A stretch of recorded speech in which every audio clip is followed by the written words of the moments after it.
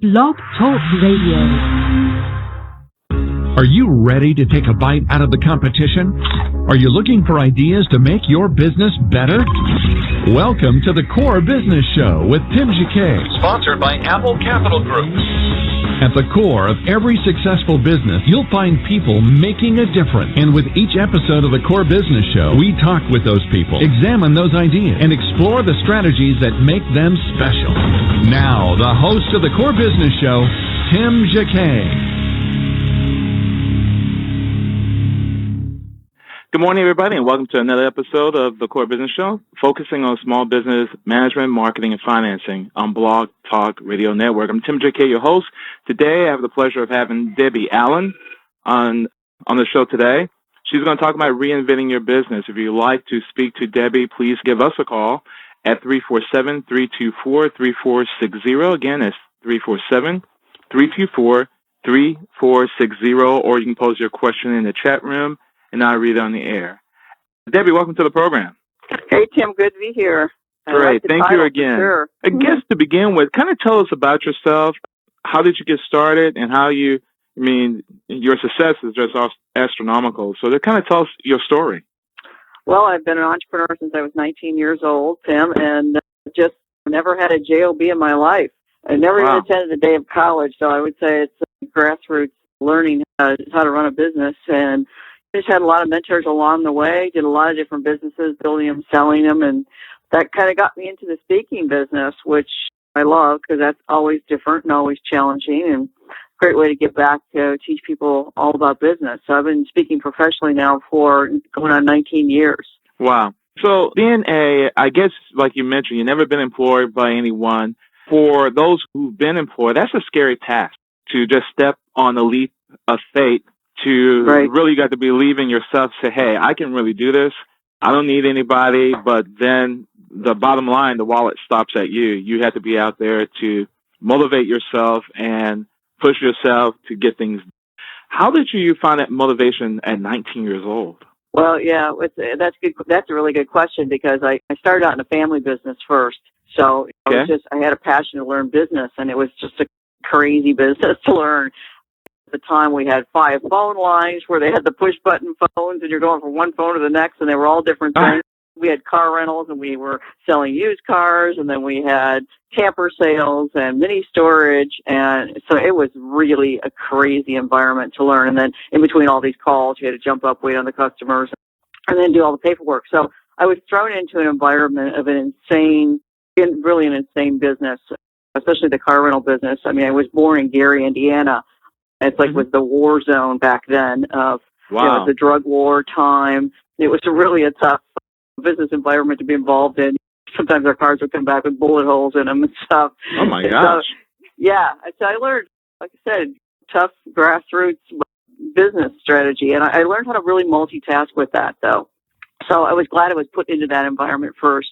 And I did, even at that age of 19, even though I was working in the family business, I just felt like I wanted to own it, and that's the difference of working for somebody. I wanted to own part of it instead of just getting a paycheck every week. And I had that conversation with my father, and I said, I want to buy into the business. And he was surprised. I mean, it didn't come from anywhere. It was just me at 19 wanting to do that. I just saw this will be fun. I see the business growing. We're all involved. And so I did. I bought into it, and part of my paycheck every week went to buying into the business until I had eventually went and sold out of the business. We first had sold the mini storage business. We were the first in one of the first in Chicago area to have mini storage businesses, and the banks just told us, it would be a fad, and just my dad just kept going, kept asking people, and that's a lesson I learned. I think you learn lessons from mentors, and he was one of my first.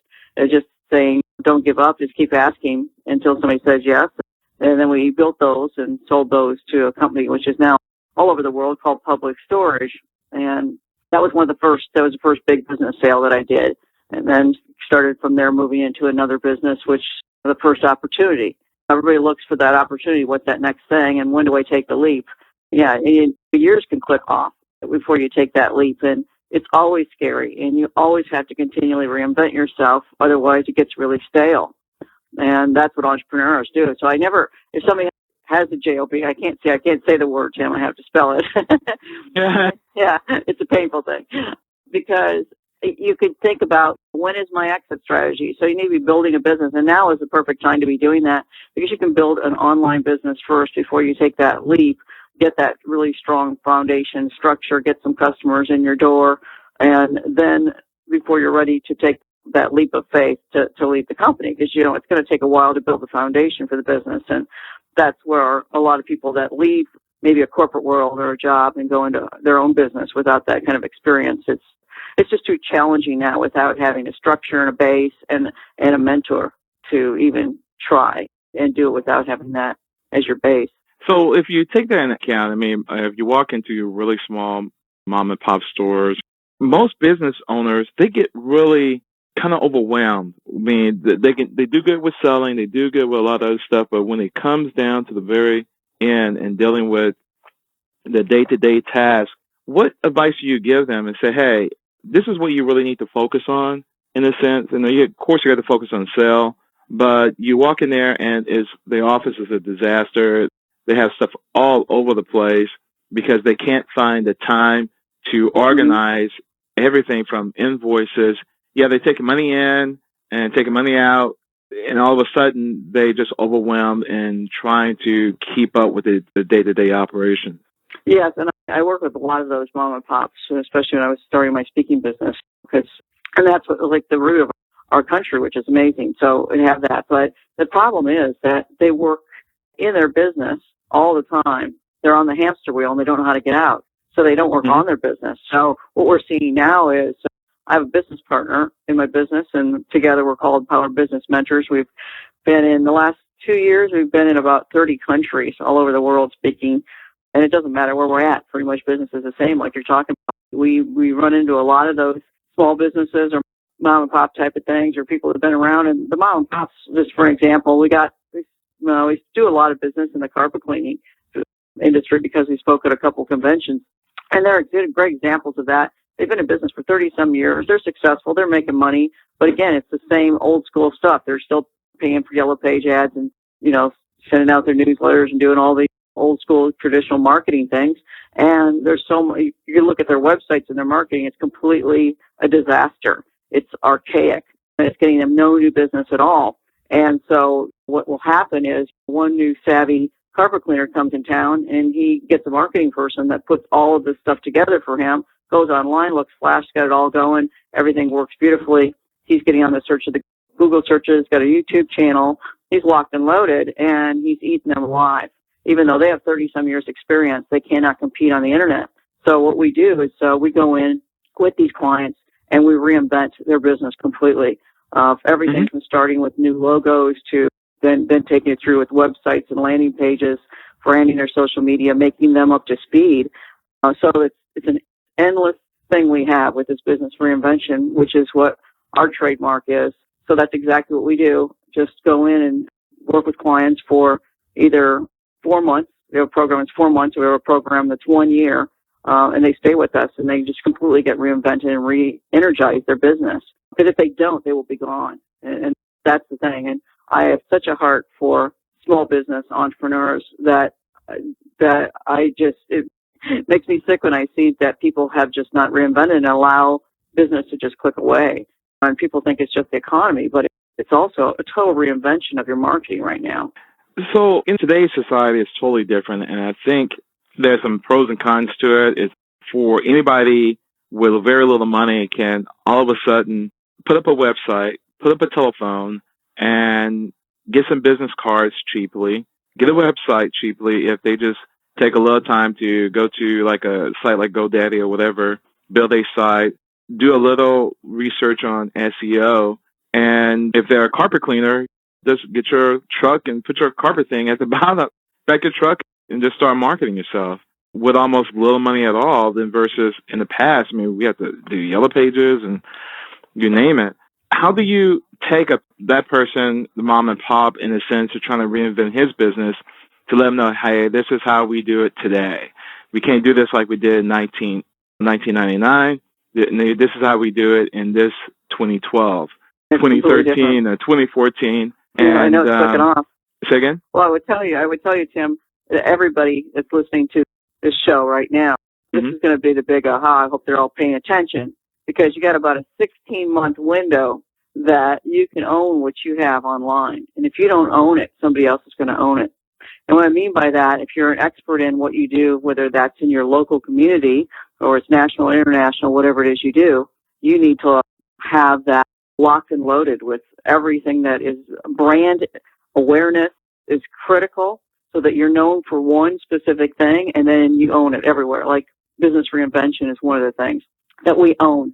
And so if you're looking for that on search engines and articles and everything, YouTube videos, you're going to start seeing that. So whatever it is, you need to own it now in that 16-month window because we're still at the infancy of social media. Everybody thinks, oh, so out there. Look, we haven't been on that long. People are still jumping on now. And within a 16-month window, things are going to change, that more domains are going to be eaten up. More of your expertise is going to be gone. Somebody else is going to have your idea. So it's almost like that brilliant idea you had of inventing the pet rock, and then somebody else did it, and you went, oh my gosh, you know what? Yeah, they took my idea. No, they just did it. And that's the same thing right now. People are taking your ideas and putting them online. And it isn't just having a website, and it isn't just putting up the social media. It's really having a marketing team behind you that teaches you how to do this effectively, because 90% of the websites out there are worthless. They're just worthless. They're just a mess. So it's really learning, having somebody that is on your team as a marketer, not just a web person, because the web person is only going to be as good as the information you give them. And most small business owners or entrepreneurs are not really brilliant marketers. So if they aren't, they need to have somebody on their team to do that. Okay. So within the marketing itself, what do they need to look for as a marketer? And if they came to you, what do you actually would tell that person, hey, this is how you to market, and how can they afford that? Is it a kind of, I guess, give us those three, and we can pretty much go from there. Well, it costs you more if you don't market effectively, right? Because you have no idea. You have no idea how much money it could be costing you in customers, because that's the thing. You can't put a number on that, because you're just not getting them. So, there's people listening to your call, listen to your show all the time because you're getting ideas, because the reason they're doing it is going, I don't have the answers, and I'm coming to Tim's show to get the answers. And if he gives me one little thing, little nuggets of information. But again, you have to implement all of those ideas. And so first thing you do, somebody that's a marketer, they look at everything you're doing and go, wow, I start with this. We do a full day workshop. So during our workshop, I go, what's the simplest core? And that's what your show is all about, core business. So if I had to take it down to core business, I'd be in front of somebody and I'd say, okay, I'll evaluate your business card. And so I'm looking at their business card, and 99% of the business cards I will pull will be a mess. They will have a million mistakes on them. And the mistakes they're just basically a contact card. They have no unique selling proposition at the top to get them hooked in. I give them a complete, here's a step-by-step. This is exactly how your card needs to go, and walk them through this. It's how you set it up. All right. And then you do this on the front, and then you have to have a call to action, not just go to my website or have your website there. Go to your website. Why? Is there information there I need to go get? Oh, what is it? What's in it for me? Right? So maybe you have a free giveaway, a free guidebook or something like that. Okay, a reason to go there.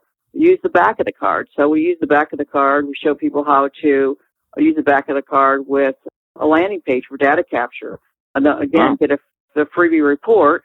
So these are all things that are very simplistic really to do. It's like you have to know how to do it, but they're simple. So the QR code, so that somebody standing there with their iPhone can scan your business card. Bam, you're talking about it in a networking situation. You're going to your website, and your card, your website scanned. And now the latest thing is having mobile ready sites. So in that short 16-month time, here's all this new technology, right? So here we are going to iPhones. We're having QR codes taking you there. Your website's going to have to be mobile ready. Maybe not tomorrow, but I'm just saying this is part of that 16-month window. This is all going to change. We're just talking to somebody networking. We're QR coding them on the phone. We get to their website, which is mobile ready, which is not their whole big website. It's specifically done correctly to get them through that. All of this is just going to be mainstream in a short period of time. And so this is why people need to learn this. And so I look at this basic little business card and I go, oh my gosh, this is like from the 70s. Here you have it. So it's pretty much just telling me that you got a card with nothing on the back. This is a very inexpensive marketing tool, and the front's just a contact information. Okay, if that is your business card, the rest of your marketing, I just know. I don't even have to go to your website. I just know it's going to be a mess. And how many customers you're losing. Why bother sending them there? So people think, oh, I need search engine optimization. I need traffic to my site. Why do you need traffic to your site? Your site sucks. They're going to go there. They're not going to do anything anyways, right? And that's the reality. It's just the reality of what's out there. So it's pretty simple, basically. If you don't even have the business card right, the rest of your marketing needs help. And so this is the wake-up call. And so I'm glad to be on your show today, give people the wake-up call about business reinvention, because it's critical. And the timeline isn't very much. And you can't afford to lose customers today. There's still money on the planet. That's the good news. There's just a little less of it. So you got to grab it when you have that opportunity. Social media has we're still, I guess, at the beginning stages of it. In your opinion, when you tell your customers, why the importance that, we need to have a Twitter, we need to have a Facebook, we need to be in LinkedIn? Kind of tell us why you need to have all those things and your website. Well, it's the way of the world now. This is our social marketing. And so it's kind of like the networking without even leaving the house. Facebook and LinkedIn and YouTube are really the most critical for a small business. One, Facebook, very critical because it's very visual, it's very fast, people get it. There are most people on there. YouTube is the second largest search engine in the world right now. People are bypassing Google to go to YouTube, and they're looking up something, whether carpet cleaner or hairstyling or something, whatever it is that you're an expert at, they're going right there to see. So not only having a YouTube account, having a YouTube channel that is branded so that when the website is beautifully branded and all of this works, and then your YouTube channel and your Facebook and your Twitter, all of those are branded so that when you click back and forth, it's very consistent. The colors, the brand message, the photos, everything is there. It's consistent. That is a real business today. And people that have all these disjointed messages or no branding with this are already behind the times. So, and then Twitter's important. It's not as important. I use Twitter, but I'm not a Twitter fanatic. I'm definitely more for small business. I recommend being on LinkedIn. It's a great business connection, good for referrals, that type of thing. But what happens is how you use the social media is the big thing. People think, oh, I need to learn how to use this because then I'll know how to post things or whatever. The part that people miss is who's teaching the strategy. I mean, I can't even tell you the thousands of dollars that Facebook has made me. And it's because I look for it very strategically, the people and the opportunities that I'm looking for on Facebook. I've got speaking engagements all over the world. I met my business partner on Facebook. It's when you're aligned and you have it branded correctly, right? And then you go out and reach for people, they're like jumping on you, right? Oh, I want to be friends with that person. And you start conversations. And it's a powerful resource. But they have to be very strategic, and you have to get people, if you're talking to them, the whole idea, if they don't know you, is to get them to your landing page for something to sign up for, so they're in your connection, you're in your database list, or get them back to your website for something. Use it as it's like a circle, right? It's just like this beautiful circle, getting back to the website, sending them social media, sending them social media back to the website, sending them back to Facebook, sending them over to YouTube. All of this works just beautifully together, and you play off of that. That's when the strategy is brilliant. Wow. Also, regarding that strategy itself, when you go on Facebook, how do you normally just market yourself on Facebook? I mean, you put your website, your webpage up, and do you just go target certain groups to belong to and try to communicate? Because some people's spaces, I mean, they put their page up, they make a couple postings on it, and don't know if anything is really working. Does that make sense? And how do you actually sit there and just market yourself on Facebook? Because even when you go search for things to give you a limited amount of information, real structure, real control, how can you just draw people in? Okay, so for your example, Tim, so if you got a Facebook, I don't know if you do, you have a core business show Facebook page, like a fan page for that? No, yeah, I think we just have a sponsor. Yeah, we have it for Apple Capital Group since they're our main sponsor, but we haven't really created one, which we need to do sometime this week. Right, then you want to start communication going on there. So you definitely want to start that fan page for the radio show, for example, and then you would have it all kind of branded, whatever your show brand is, and with the core business show logo and all this. So it's branded on the side, and so get people going to the fan page. So on the radio show, join our fan page at Facebook.com core business or something like that, whatever you use. I would try and use the name. Of course, you can't. Mm-hmm. And then start the conversations rolling, because it isn't just about getting the fans. It's about creating communication and conversations. And so you'll see these other opportunities. So if you were there going, hey, I'm looking for great guests, I don't know how you found me. You were searching the web or whatever you were doing. I don't even know. We didn't even talk about that. But a great thing. You can find a lot of people that you're being friends on Facebook and see what they're doing and go, wow, I want to have them on the show. And then again, what you would have the same, send that person that's going to be on the show the link about the show so they can go live, get exposure for your show as well, getting back over to the fan page. So using your guests then to build that up, starting that communication. It's just a constant thing. And it's not like a ton of time. It's half an hour a day. I go on Facebook on and off about 3 times a day. YouTube, I'm not on there all the time, but I'm posting. We're filling up dozens and dozens of videos on our channel right now. So we kind of own our little expertise of what we do. And then I go on Twitter occasionally and LinkedIn occasionally. But even Facebook alone, you can spend 20, 30 minutes a day and do very well with that. But again, I'll see a business thing coming up, an event or something. If you're on there and you're looking and people are talking to you and you're connecting, here's a good example of Twitter.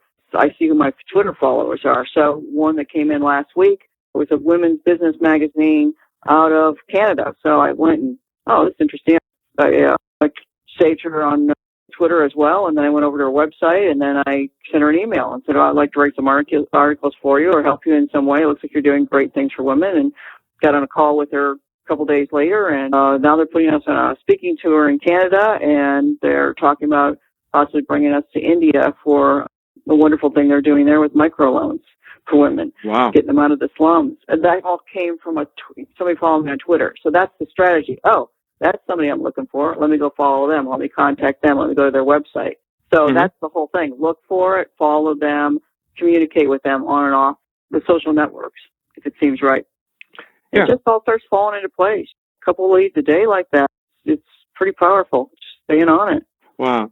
Now, in the motivation, your particular company itself, you mainly just do a lot of keynote address, a lot of speaking engagements.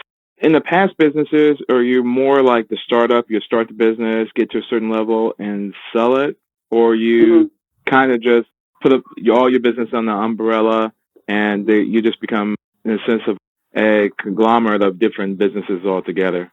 Yeah, there's a lot of different ways to do it, but that is definitely the entrepreneur model. You either no more dollar per hour, you build to sell, or you build to magnify, right? So you choose what to do, and I've done both. I've built to magnify, build multiple locations in the retail stores, and then build to sell. Always set it up that way from the very beginning. Started an event company with one other partner, and we built to sell from the beginning. Let's do this till we don't want to do this anymore. Let's go build it up, maybe sell it in a few years, and that's exactly what we did.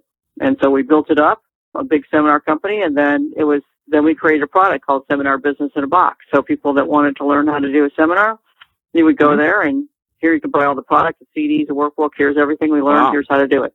And then what is that selling? That's selling our consulting. So in the workbook and all of that, selling our consulting. So then people are calling us, hiring us to be a consultant to learn how to do the business. And then, we got one of those people that called us. I could just tell within 15 minutes on the call, he's our buyer. So I just said, why don't you just buy the business? We'll throw in a bigger consulting package, help you through your first one. And by the time I got off the call, he bought our business. So very aligned. It was a good day. So I was like, but it was being aligned from the beginning of how I want to set it up. So I don't look at businesses as babies. It's like you build them, you sell them, and that's what it is, going to the next thing. That's what an entrepreneur does. I don't always enjoy my business at the peak time. I enjoy it when I'm growing it again. And the only reason I've stayed in the speaking business for 19 years is probably the most challenging of all of them I've been in. It's continual reinvention of yourself all the time to stay on top. And so that kind of gets excited versus just being at the top isn't always as fun as getting there. Wow. So if a person is looking at getting started, what advice do you give them? Say, hey, this is one of the top 3 things that you need to be aware of as you go through this process. Well, they need to get education outside of the traditional educational methods. They need to be taught. If you want to be a good professor, go be taught by a professor how to do a business. If you want to be a good business person, be taught by an entrepreneur who's already making the money. If you want to be highly successful, be taught by people that are already making the money doing it, have that kind of years experience behind them. follow them, implement everything. And like I said, as soon as I left the car rental business and sold those mini storage, I went into retail. I knew nothing about it whatsoever, but I had a group that were mentors that took me to the top very quickly, and I just implemented every single thing they told me. I attended tons and tons of workshops and retreats and business retreats, and learned and hired some of the best mentors in the marketing field, because that was the way I wanted to go. I loved marketing. And so just being that kind of a student of business and getting out of just working it and being a student of business is how you get better at it. And it does, so how do you find? You have to invest. Okay, you mentioned mentors. How can you pick a mentor? Most people just go to score. Anything that they should look at when they look at a mentor? Yeah, when you're looking at a mentor, you want to be at those events where you're being taught by somebody who is a wealthy entrepreneur, somebody that. So if you want to be taught internet, you're going to be taught by one of the best internet people in the world if you can.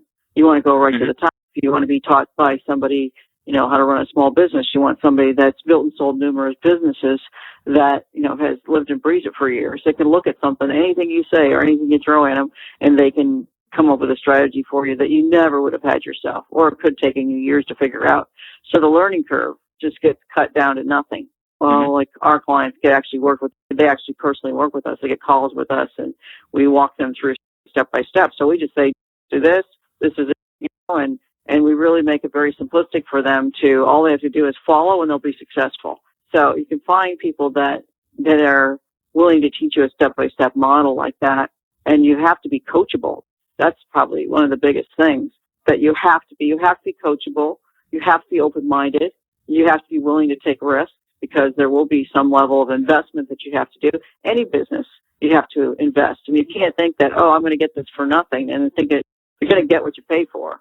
And so we're still investing in mentors. We have a mentor who we call her the female Richard Branson.